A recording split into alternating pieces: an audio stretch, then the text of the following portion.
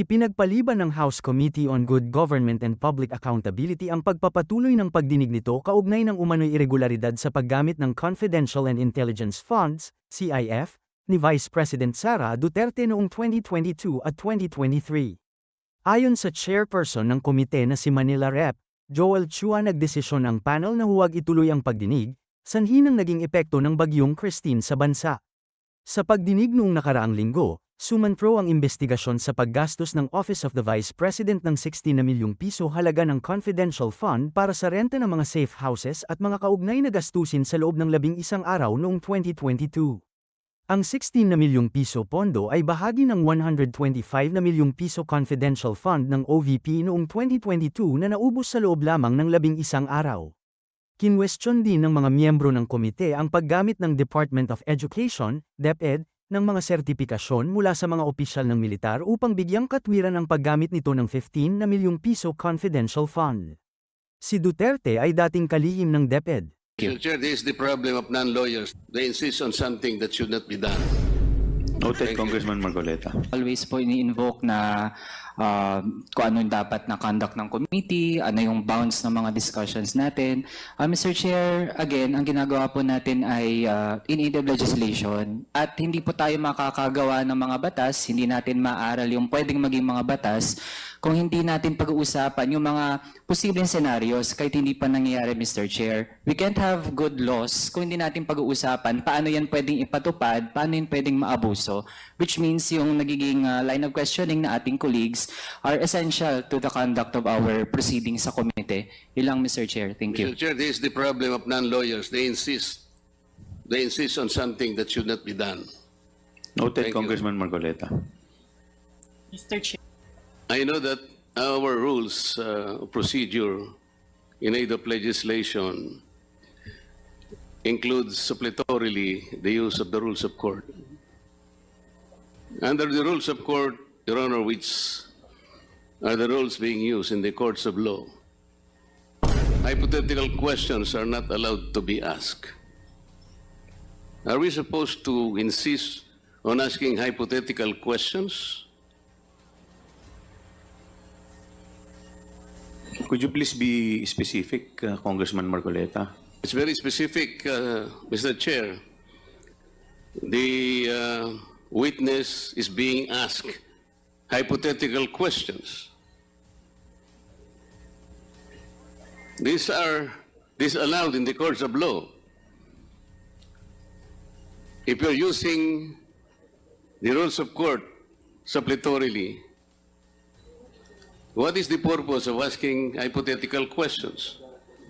Under our internal rules, the rules of procedure governing the proceedings before the Committee on Good Government under Section 16, it provides that rules of procedure and evidence in any meeting of the committee, the rules of evidence prevailing in courts of law or equity shall not be controlling, and the committee shall use every and all reasonable means to ascertain the facts in each case speedily and objectively without regard to technicality of law or procedure. Yes, Mr. Chair, we're talking of facts. Only in the We're intent. not talking about hypothetical situations here. We're not supposed to be getting facts out of speculations. We cannot speculate on the questions that should be asked and answered. This will not benefit the committee, Mr. Chair. Thank you very much. Thank you. Noted, Congressman Marcoleta. Mr. Chair. Please Mr. Chair. continue with the... Mr. Chair. Congressman Dagdag lang po na Manuel. response, Mr. Chair, since always po ini-invoke na kung ano yung dapat na conduct ng committee, ano yung bounds ng mga discussions natin. Mr. Chair, again, ang ginagawa po natin ay in aid of legislation at hindi po tayo makakagawa ng mga batas, hindi natin maaral yung pwedeng maging mga batas kung hindi natin pag-uusapan yung mga posibleng scenarios kahit hindi pa nangyayari, Mr. Chair. We can't have good laws kung hindi natin pag-uusapan paano yan pwedeng ipatupad, paano yan pwedeng maabuso, which means yung nagiging line of questioning na ating colleagues are essential to the conduct of our proceedings sa komite. Ilang, Mr. Chair. Thank you. Mr. Chair, this is the problem of non-lawyers. They insist on something that should not be done. Noted, Thank you. Congressman Marcoleta. Mr. Chair. Mr. Chair, Yes, Madam Vice President. can I answer as head of agency of the Ano Office po, of the Madam? Vice President? Can I answer as head of the agency of the Office of the Vice President as well? With respect to the, To the comment manifestation of Congressman Marcoleta, sir. no, you are not allowed. Please continue, Congresswoman Luisto. Ms. Acosta, ano po ba ang nararamdaman nyo? Of course, I'm concerned about you. Ano po yon? Nanginginig po, ma'am. Bakit po kayo nanginginig? Bukod po sa nanginginig, ano pong nararamdaman nyo? Hindi naman po ako sumisigaw. Kasi po, wala po talaga akong alam kung sino po yun si Kukoy Villamin, si Grace Piatos po. Kasi po, si Sir La Chica po ang nasa ground po. Siya po ang nagpipipirma. Nag-base na lang po ako sa binalik niya sa akin na acknowledgement receipt po, ma'am. Pero ma'am, I hope you acknowledge na yun pong sinasabi niyong ginawa ni Colonel Chica. Yun po'y trabaho niyo as a special disbursing officer. Yes, ma'am. Pero may utos po ang aking boss, ma'am, na i-release ko po kay Sir La Chica, ma'am. I heard you, ma'am. Yes, ma'am. We will just proceed with the question. Tell me pag hindi nyo na po kaya, I will stop. Ano po? You just answer from what you believe is true to yourself. Yes, ma'am. Punta po tayo kay Kokoy Villamin. Do you know this person? Wala po talaga akong alam, ma'am. Wala po kayong alam. Yes po, ma'am. Surname Villamin. May kilala po ba kay sa Davao na Villamin? Wala po akong alam, ma'am. Wala po akong kilala, ma'am. Okay. So you cannot answer with respect to the identity of this Kokoy Villamin. Mr. Chair, do we have the NBI here as well as the PSA? They are not yet here. Not yet here. But I believe that We have submitted the acknowledgement receipt. In process daw po. okay. Ms. Acosta, do you confirm that the 125 million for the last quarter of 2022 was utilized from December 21 to December 31 as stated in the records?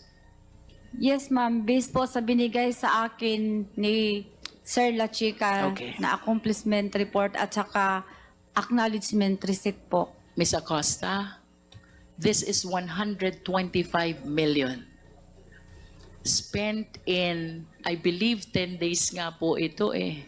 Hindi 11 days. Kasi under the law, when we count, we exclude the first, we include the last.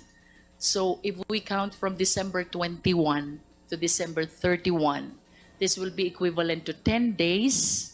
Tanggalin po natin yung sinasabi ni Chairman Acop na holiday, 3 days, in other words, 7 araw na lang po. Can you please enlighten us? Paano po kaya naubos, naibayad, na-disburse ni Colonel Chica yung buong amount ng 125 million in 7 days? Ma'am, hindi po ako makasagot niyan, ma'am. Kasi hindi po ako ang naggastos. In reality po, ma'am. Si Sir La Chica po ang may alam, ma'am. Ma'am, you were the special disbursing officer of Davao from 2019 to 2022. And then you became the disbursing officer of the OVP. So kagaya po ng sabi nyo kanina, you have mastered already the process of utilization of confidential fund. Isang tanong lang po, posible po ba ito na ang 125 million ay magastos sa nalolooban lamang ng 7 weekdays? Hindi ko po alam, ma'am. Kasi hindi po ako ang personal gastos Ms. po sa Acosta, pera, ma'am. the question is based on your experience as SDO. Sabi niyo po kanina, 3 years kayong naging SDO ng Confidential Fund and Davao City. You even said you have mastered already the process of utilization. Ayon po ba sa karanasan ninyong yun po bang 125 million? Kaya po bang gastusin yun sa loob ng 7 weekdays, araw na may pasok lamang? Base po sa inyong karanasan, kaya po o hindi? Hindi ko yan masagot, ma'am. Kasi hindi po ako ang nag-disburse na 125 million, ma'am. Si Sir La Chica po, ma'am. Ms. Acosta, our question is based on your experience.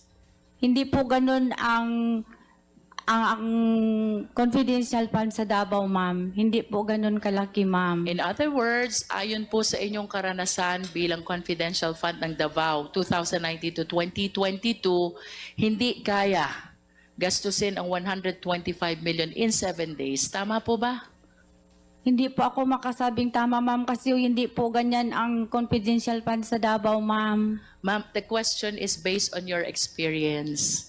Kung ito po ba'y dadalhin natin doon sa sitwasyon nyo bilang SDO ng Davao, kaya po kaya yun? Hindi po Gagastusin? Hindi ko masagot, ma'am. Okay. Now let us proceed to the certification. The Secretariat, please flash.